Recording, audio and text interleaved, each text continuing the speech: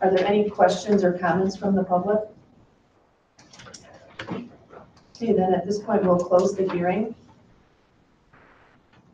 We're good at that point. Yep. Okay, next we have public participation and recognition. And this is the Littlejohn signage donation. And this is an action item and recognition that the Board of Education accept with gratitude the following gifts valued at $50,000 from Howard Littlejohn. Double-faced illuminated monument sign with changeable marquee, single-faced illuminated monument sign with digital display, non-illuminated letters for side of the building on School Street, moving of original sign to the playground. Is Billy here? Victoria. You probably couldn't see. Oh, I'm sorry. And I do need a motion. He's not dead. All right, good luck. So a few years back, during one of the discussions about summer planning, Billy had asked about some additional signage for Littlejohn. At the time, the funding wasn't available. But last year, Howard Littlejohn reached out to Cindy Carpenter and expressing interest in donating to Carl Littlejohn Elementary. And Howard is the son of Carl Littlejohn. Howard was born in 1924. He was raised in DeKalb on a small family farm with 4 dairy cattle, a large garden, and raised Grand Champion Cocker Spaniels. He graduated from DeKalb Township in '42 and enlisted in the Navy, serving our country in World War II until he returned to the States in '46. He married his wife in '49 and they lived in LaGrange until he retired in 2001 and moved to Florida. His father is Carl Littlejohn, and he was born in 1887. He started teaching in the early 1900s, and I just think back of how different that would have been to what we all experience today. But he was in the teaching profession for 51 years and 42 years as a principal in DeKalb School District at Glidden Grammar School and Elwood Grammar School. So he retired in '55, and we opened up Littlejohn Elementary in '54, and the school is named in his honor. So Mr. Littlejohn, Carl Littlejohn, passed away in 1966 at the age of 78.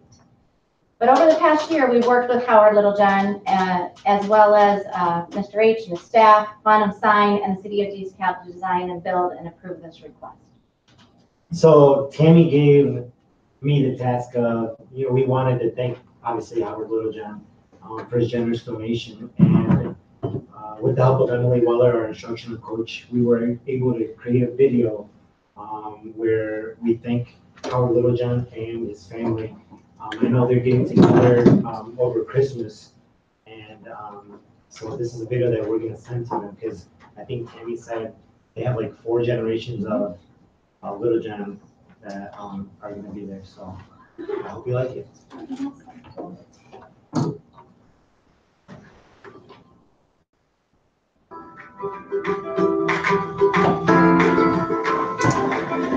Greetings, everyone. My name is Billy Wedemo, and I'm the current principal at Carl Littlejohn Elementary School. For years now, I've been advocating for a marquee for our school. Last year, we were contacted by Howard Littlejohn and informed that he would like to make a donation to our school to make this dream a reality. Because of his generous donation, we were able to purchase a marquee located on 13th Street, a digital marquee located in our drop-off area, and our name proudly displayed on the side of the school facing School Street. We were able to move our old sign to the playground as well. Littlejohn prides itself on being family-oriented and absolutely appreciates the generous donation to make this possible. From our family to yours, Howard Littlejohn, thank you for thinking about our kids and continuing to make our school the best school after all. This is our school song.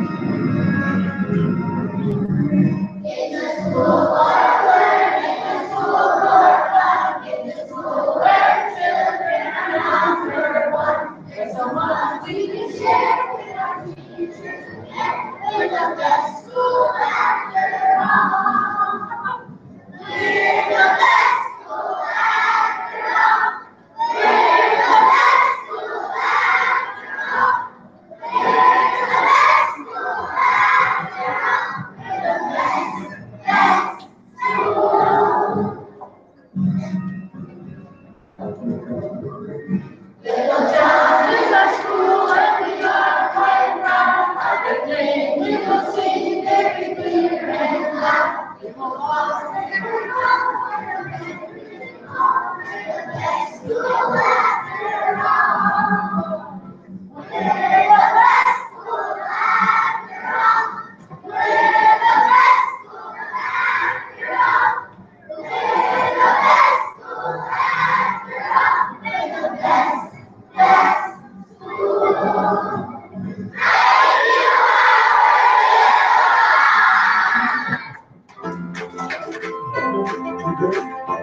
that's actually only half of our students.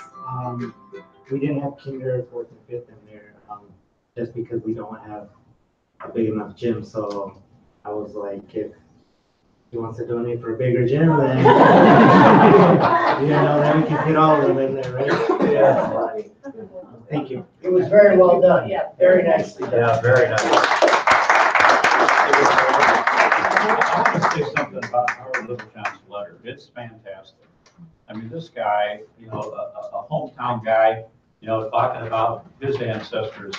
I mean, it really warms my heart to learn something about one of our elementary schools from a guy that's in his 90s and still speaks so well, so eloquently, and is so generous, to our district. I think just a fantastic example for other people in the community to think as they grow old, and to remember and to propound, for the benefit of Littlejohn. So I think it's just great. I agree. We need to take roll call. Oh, that's right. Roll call. Troy Davis. Yes. Jeff Albrecht. Yes. Terry Millet. Yes. Victoria Newport. Yes. Valerie Pena Hernandez. Yes. Rick Smith. Yes. Howard Salt. Yes. Okay. And thank you, Billy, for bringing that here tonight. It's You're very well done. And Very nice. Thank you. next, we have acceptance of gifts and donations, and this is an action item. That the Board of Education accept with gratitude a grant in the amount of $2,500 from the Mid-American Conference, its members, institutions, and the College Football Playoff Fund of the Dallas Foundation to be used for teacher education initiatives. A grant in the amount of $2,000 from the Roberts Family Foundation to be used to assist in transportation costs for special education programs for second and third graders, and the donation of $250 from the DeKalb Area Agricultural Heritage Association, Inc., to be used for field trip busing of second graders to Elwood House Museum in Glidden Homestead. Do we have a motion? So moved. Second. Roll call, please. Discussion, please. Oh, sure, sorry. Within this, the Roberts Foundation indicated in some of the material that they provided that this would be the last time that they would be offering this grant to us for this donation. I'm hoping that we are proud enough of our town that we try to make efforts to continue to provide this transportation, because it looks like a very worthwhile thing to be doing. Just end of my discussion part. Okay. All right, roll call, please. Jeff Albrecht. Yes. Terry Millet. Yes. Victoria Newport. Yes. Valerie Pena Hernandez. Yes. Rick Smith. Yes. Howard Solomon. Yes. Fred Davis. Yes. Okay, next, we have public comment. Members of the public who wish to speak to the board should complete a request card prior to the meeting. This section of the meeting will be reserved for comments from the public. All comments should be limited to 3 minutes, and criticism of individuals is not in order. Any cards? Thank you. Okay, next we have board committee reports and correspondence. What? You said yes before. Okay, all right, I know Jeff wants to go too, so. I just want to, I know Mr. Erickson isn't here today, or the Madrigals, but I do want to thank, the music department. The Madrigals is without a doubt probably one of the best performances I always, look forward to every year, because the amount of work that goes, now that I directly have my children involved, I did not know to what extreme, the performance, the practices, Mr. Erickson calling and verifying and checking things and making sure that all these kids have everything they need to ensure that they have the best performance.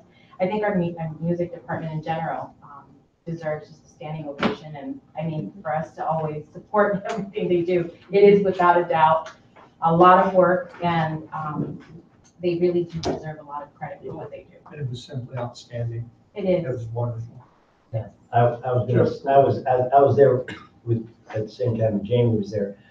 And I was sitting as they surrounded, at the very end, they surrounded us, and I was sitting next to a soprano that was just absolutely professional, and bass as well. These were just stupendous, and they weren't the only ones, obviously, but these were just professional people, it is certainly a huge amount of work to get them to that place. It's not, they don't just happen to be there. So it was moving. It was very, very moving. And I felt so proud to be a tiny little part of that, in the sense that I could bathe in their light. It was amazing. And it was superbly done and charming. Well, I think I've had a chance to say this once before. We have great music at all levels through this district.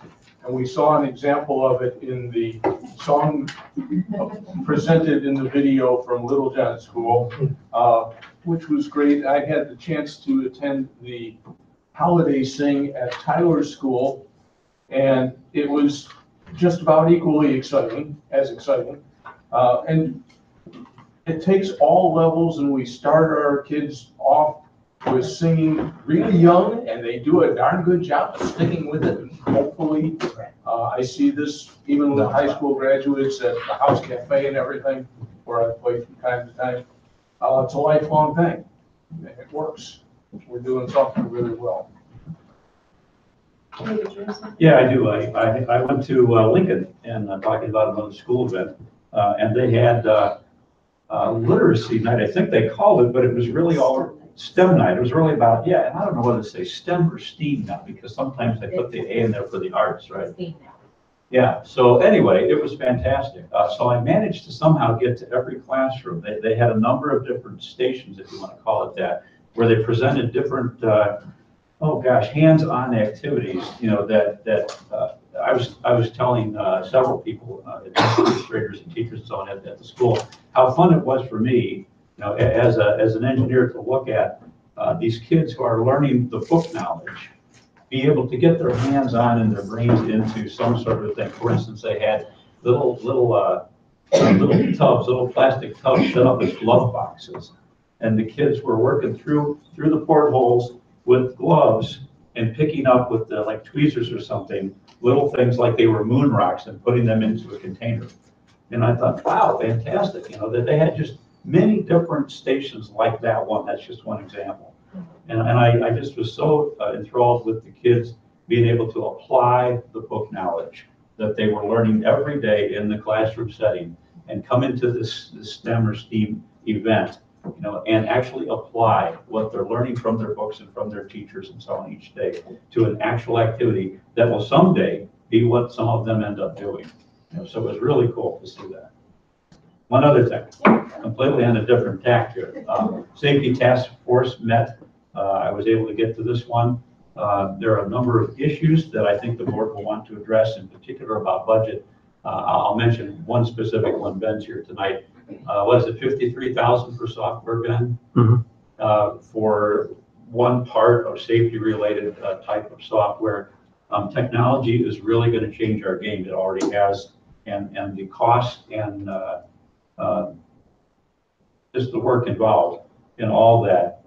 There's no turning back, and where the world is moving this direction, and it's going to have an impact at least on our budget and probably on a lot of other things as well. So I won't go into detail about all of that, but I'm sure that the board will hear more as we move forward about this kind of thing. So otherwise, it was a good meeting. We got a lot done and a lot of ideas shared at that meeting. Okay. And also last week we had FFAC. Both Val and I attended that meeting. We spent most of the meeting going through, or Cindy walked us through the projections, and we worked through assumptions that we wanted to see within those projections. I think we go back over them in our January meeting on the 23rd, and then we'll be bringing that forward here. One more? Yeah, go ahead. I attended the curriculum committee meeting on the 13th, and it was the first meeting that had been held since October. They had a few things that they wanted to mention in terms of accomplishments. One of them was that a group of 8 persons is registered and will be attending something on a workshop on dealing with difficult students in order to try to get improved learning. Another are that the courses that are being developed are being worked on. There's a new video production course coding course and AP stats that are all happening. We've already seen the books here. So work goes on within those areas. That's pretty much it. World Languages has also developed rubrics for scoring the effectiveness of a new curriculum that they're considering. So, Anybody else? Right. Next, we have the non-business consent agenda. This is an action item that the Board of Education approve the non-business consent agenda items A through D. Do we have a motion? So moved. Second. Question, please. Discussion. One of the items in item 6B is a new assignment of personnel. That's generally what 6B is. And there is a volunteer wrestling coach who is receiving a 0 stipend for being a wrestling coach. So thank you, volunteer, whomever you may be. I'd just like to ask whether all of the clearances required for that person to be in that place at that time have been engaged. And hope Sarah can fill me in. Yep, so practices for the code be before anyone is a student, the background check is initiated. This person will not be with students, and our practices are not with students alone until that is complete. They are scheduled either today or tomorrow to come in, but will not start in that role until it is completed. Okay, thank you, sir. In another item in 6C, in the meeting minutes of the DCTA course approval document, there was one course that was listed for a music band instructor. And this is at an institution with which I have never been familiar and have not seen it. And the course number doesn't look like other course numbers, so I don't know how it all translates and whether it ought to count or shouldn't count. Would be nice if we had something like the Illinois Articulation Initiative where we knew where all this was going. And that particular institution is far more expensive in terms of their tuition than other than public universities to which I'm more used to. So we're talking about if this person were a student there, they'd be looking at like $28,000 plus per year, which is a real lot of money. And I don't know whether this covers tuition reimbursement or anything, but this doesn't cover. Sarah? So this particular college is specifically for coursework in music. It is accredited and affiliated with ISBE. And the purpose of this language in minutes is not for tuition reimbursement. So, whether tuitions differ, from one person or approval to the next has no bearing on what, we're approving. We're approving the coursework. And then upon successful completion of the coursework, that employee moves within the timeline on the salary matrix that's been approved in the CBA. So it's not tuition reimbursement, but rather salary advancement. Thank you, sir. Anything else, Sarah? That's it. All right. Roll call, please. Karen Malat, Yes. Victoria Newport, Yes. Valerie Pena Hernandez. Yes. Rick Smith, Yes. Howard Solomon, Yes. Fred Davis, Yes. Jeff Hoffman. Yes. Okay, next we have the business consent agenda. This is an action item that the Board of Education approve the business consent agenda items A through D. Do we have a motion? Second. Any discussion? Okay, roll call, please. Valerie Pena Hernandez. Yes. Rick Smith, Yes. Howard Solomon, Yes. Fred Davis, Yes. Jeff Hoffman, Yes. Karen Malat, Yes. Victoria Newport. Yes. Next is business and finance. This is the 2018 tax levy adoption. This is an action item that the Board of Education adopt the 2018 tax levy as presented on the certificate of tax levy. Do we have a motion? So moved. Second. Okay. Cindy? Real briefly, let me go to the next slide here. Here is just a real quick summary of where we were at the November 20th board meeting, what our tax levy request was, and the main difference between where we were at November 20th to where we're looking at today is I increased the abatement of bond and interest from $1,700,000 to $1,750,000. That brings the tax rate down from 7.3848 to 7.3718. And what that does is for somebody that has a home that was worth $150,000 in 2017, which in 2018 might be worth about $156,000 based on the current EAD estimates. Their tax bill from the previous year would be about zero. So I wanted to get down to that 0 point. And again, we need to remember that every tax bill is calculated differently based on their EAD. So this is more of an average, but it gets it down to where we're trying to keep that tax bill as level as possible. Can I make a point or ask you a question? Mhm. So in your calculation here, you're making the assumption that that $150,000 piece of property won't be $150,000 in the next year. Right. So because there's going to be that inflation, not because of the assessment of that property goes up. Right, it's just really because when the township assessors go out, they naturally typically increase the EAVs based on what the average market values are doing. And then every 4 years, there's like a major reassessment where they actually do more detail. So, but every year we've seen in the last 3 or 4 years, there's been a natural increases in the EAVs just based on what the market is doing. But on a rare, if the same property was worth 150 this year, 150 next year, what would happen to the tax bill? It would go down about $150. Okay. Right, yeah, so basically if you had a property that had the exact same EAD in 2017 and 2018, using that 7.3718 rate would be about a decrease of $151. Because the rate is going down, but the EAD is staying the same.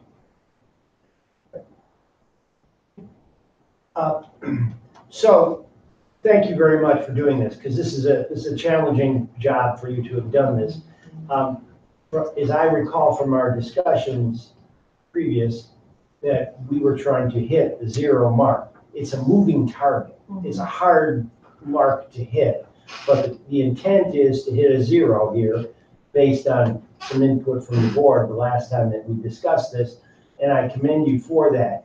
I realize that, I mean, it's something that we'll have to talk about as we get figures from the county, right? It's the county that's going to be giving us that. So it's a situation where it will, by necessity, be something that moves around a little bit as we move forward. But our intent is to stay at taxes as from the previous year, that is to say the amount from the previous year, and not raise taxes for is that a fair way of characterizing what you're doing here? Right.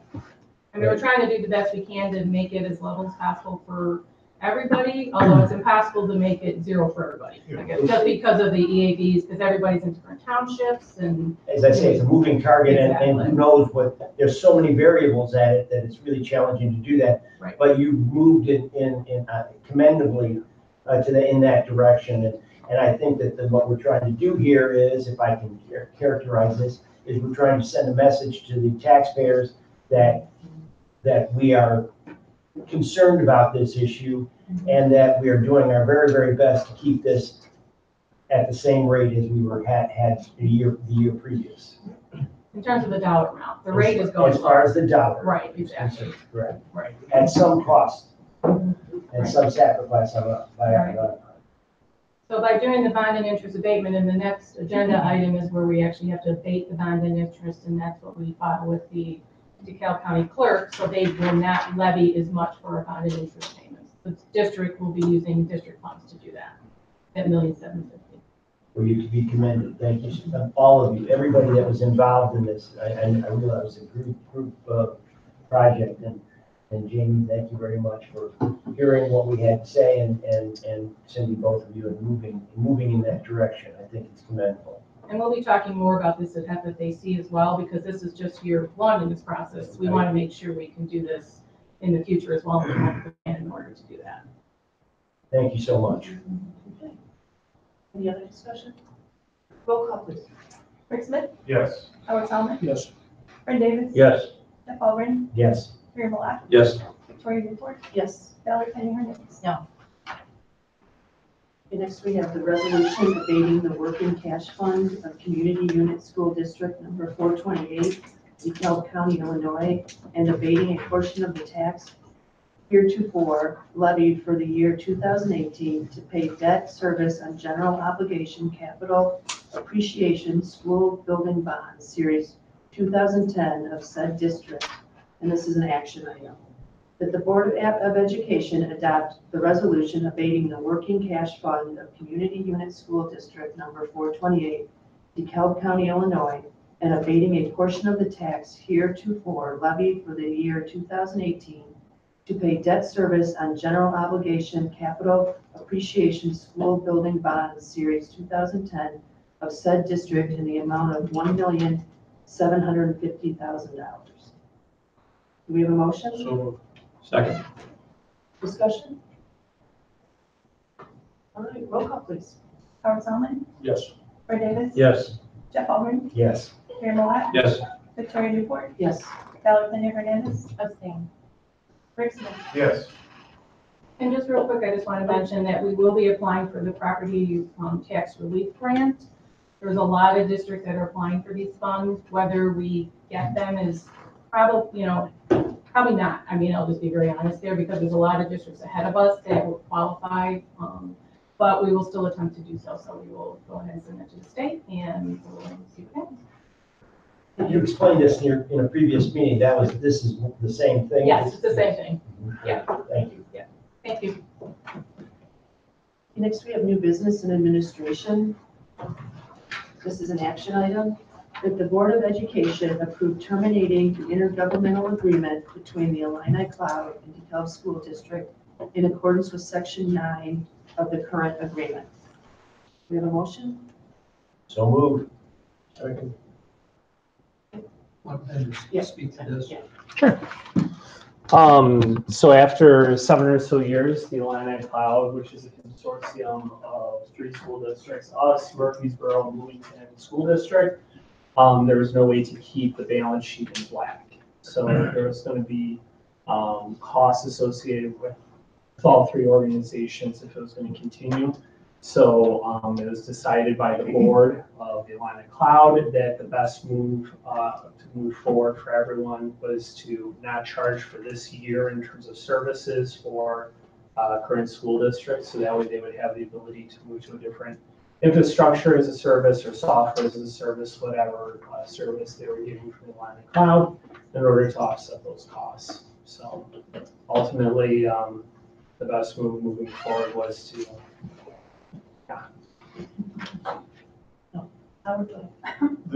By this year, you mean what time period? Up until the very last day is going to be June 30th of 2019. Will be when service ceases for all users. And what are our options for how we can replace this service? We're good. The The district's in a good position as it stands. That was my question. Oh, okay. Yeah. All right. You're confident of that position, right? Yeah, we Obviously, you wouldn't be mitigated. making this recommendation if you weren't confident. Right. Where we're gonna go from here. Yep, we're good. Great, thank you. I do have a question. Seems to me that when we put in the generator at the old high school, for Illini Cloud, everybody participated in that cost? That's right? Okay. So is that just, water over the dam for everybody, or what happens there? Yeah, so there were dollar amounts associated with each one of the districts. And the dollar amounts associated with our district, that month, those monies were ours, allocated to the district. So the cost associated with that was our cost based on grant funds and stuff like that that the Illini Cloud receives. So moving forward, the cost is going to be maintenance and stuff like that for the district. But in terms of having a shared cost to everyone else that we have to reciprocate on. Okay, thank you. Any other discussion? Roll call, please. Troy Davis. Yes. Jeff Albrecht. Yes. Terry Malat. Yes. Victoria Newport. Yes. Valerie Kenya Hernandez. Yes. Rick Smith. Yes. Howard Salmon. Yes. Thanks. Thanks for bringing it to our attention. Next, we have the shared use agreement with the DeKalb Park District. This is an action item that the Board of Education approve the intergovernmental shared use agreement between DeKalb School District 428 and DeKalb Park District. Another motion? So move. Discussion? One very quick thing, as I read through this, there were one or two items that may have been misspelled in the contract. I'd like to make sure that it's amended as, if somebody review it and clear up anything that could be grammatically or word-wise taken wrong. Yeah, two attorneys say that, I'm shocked. It happens. Any other discussion? Right, roll call. Jeff Albrecht. Yes. Terry Malat. Yes. Victoria Newport. Yes. Valerie Kenya Hernandez. Yes. Rick Smith. Yes. Howard Salmon. Yes. Troy Davis. Yes. Next, we have recommended revisions to Board of Education policies. This is the first reading. This is a discussion information item. The Board of Education will hold a first reading of recommended changes to Board of Education policies as attached. Discussion? As we move into this, this is only based on the first reading, and first readings tend to be a glance. I see some things in there that we will want to look at, including a change in the so-called retirement bump for administrators, which will, by state law, have to drop from 6% maximum to 3% maximum. And we may look at this as a precedent for what we may need to do in other negotiations, future salary things. Howard, which policy are you referring to? This was within press. It's 38 pages long. Well, I sent you and the rest of the board a summary Yeah. of each one of the policies that were covered in this. I don't recall that being one of them. Because the 6% to 3% applies to all, any and all employees that are in TRS. So it's, It will be all. absolutely, yeah, all TRS employees. Okay, any other discussion? I have a question. Amy, this is a huge part of your leadership issues. I mean, this going forward on this is a huge part of it. Is this something that you feel comfortable and confident that what you're presenting so far is something that you have looked at with deep regard and feel strongly about? How, just so you know, kind of the process that we go through, when the new Press Plus arrives, I go through it as my own first reading. And I will pull out policies. For instance, in this particular Press Plus, there were a couple that were applicable in business and finance. I believe I sent 2 to Christy and 2 or 3 to Sarah. They review them as well. And I know there were 2 that I also forwarded to our attorney for review. One of them specifically is Ashley's Law, which is going to be mandated as of August. And that has to do with administering medical marijuana on school property. It's not a if you want to, it's a we have to. So went through that policy with Cindy Nicola from Hodges and Leasing. And another part of that same policy, which has to do with just administering medication on school campus. So whenever there's any kinds of questions that one of us bring up when we're reviewing, then it gets passed off to our legal as well. Because sometimes, keep in mind, Press Plus is sent to us from, there's a team of attorneys that interpret or take the new laws that are passed. The school code is written and they send it to us. But sometimes there is areas for interpretation depending on the school district. So we'll discuss that with the school attorney before bringing any recommendations forward. And as you read through this, many times there'll be, if you want this portion, there's like 3 questions at the bottom. If you answer yes to this, then you can omit option 2 and 3. If you answer no to one, then you need to adopt option 2 or 3. So, that is again built into the summary that you all read. Right. Thank you so much. Other questions? Yeah, I don't feel that I've read this well enough to make many comments, but my general feeling when I went through it was, once again, the state meddles in local affairs. And to some degree, I'm afraid some of this, and this is where I'm really uncertain because I haven't read it deeply enough yet, to some degree, perhaps it changes the balance between the administration and the board, depending on exactly what it says. And all of this is law or will become law soon. So I want to reread it, and study it further, maybe ask Jamie some questions, before we get to the action phase in a couple of weeks or whatever that will be. Well, and I've always, since I've been doing this job, I've always sent a summary like this, because this is, as I read through the, 50 some pages that this one is, this is my interpretation as what the recommendations would be. This ultimately is the board policy. So that's why we read it once, have a chance to review, and please call me with questions between now and the January meeting. For myself, I know I tend to be not very, I don't look at it as carefully as I would like to, because there's a lot of things to do.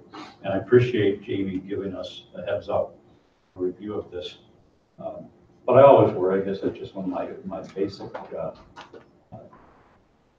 discontent with government, all sorts of government. I always worry when large government, and this would be the state in this case, through the ISB, has something that becomes law, and that we, as the elected officials, elected by the local constituency, who generally don't have anything to say or talk with Springfield or ISB about, we end up as the board being constrained in some cases, maybe set free in some other cases, by whatever press comes to us. And then we sort of, at least in my case, sort of blindly, maybe with a little bit of vision from our superintendent, say, yeah, let's do it, right? And that kind of bothers me, that process is what it is. I think it could be a better process.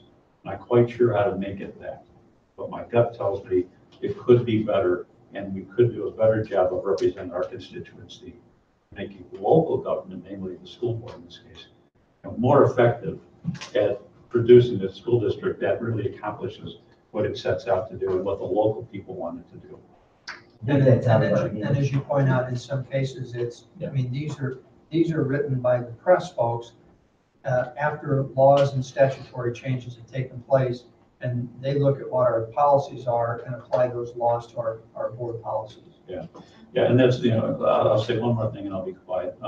With respect to the balance between administration and the board, okay, the board sets policy, and the administration carries out the policy of the board. Of course, the board has to be cognizant of what the ISBE and the law says. But anyway, it always bothers me that we have administration, and I'm not speaking to any particular position or person here, that's very well paid. And we have 7 board members that are all volunteers. This is part of my view of the problem of how public education, at least in Illinois and often throughout the nation, is carried out, that there's an imbalance of power. And that sometimes, not always, sometimes that imbalance works against the best education that you might get in a district. Sometimes it works for probably most times, if you don't consider an imbalance, it works for the benefit of the school district and the children in the school district. But I have qualms at the root level about the system. All right. You've expressed That's it. great. Thank you. That's Okay. great. Do we have a We'll consensus? miss that, Do by we the have a way. consensus to bring back the Board of Education policies for a second reading? Scheduled for January. Do we have a consensus? Yes, Okay. for me. Okay. All right, and with that, the meeting will be adjourned. Now we can go watch the game. Yeah, well, what's the score? 27-10, UAB. Darn 'em. Everybody